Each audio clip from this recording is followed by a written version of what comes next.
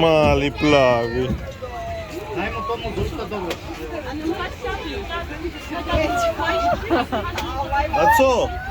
Biće dazi. Koliko se?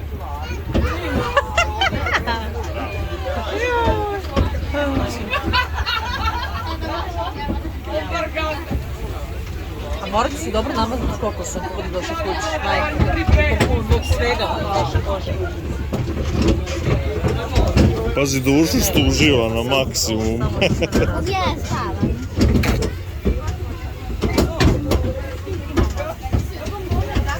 Vidi ga, on je uzbuđen sad, vidi. Ti bolje ovo nego onaj tamo, ono, gdje smo sad Jesi vi osjećaš? Da, kako teško. Samo da mi treba ispasti papuče. Čemu se to vozimo? Na noge? Na bicikl tamo? 10 minuta gure i onda smo... Oh my god, smeće. Znači, mama, oh my god, vidjeli smo smeće. Ej, ja mislim da je ovo moja problem. Ovo je naša kilada. Oh my god, smeće. Znači, kako dobro to izgleda.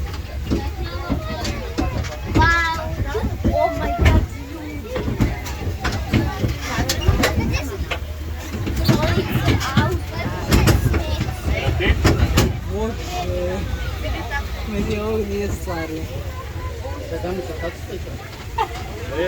Jedini dobar prizorak je moja noga. Aco!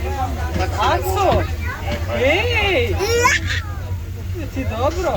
Kaži mi, je li bolje to? Da. Ti si u vozu? Zatvorena ta vrata. Budi dobar, koji do sad si bio dobar za to.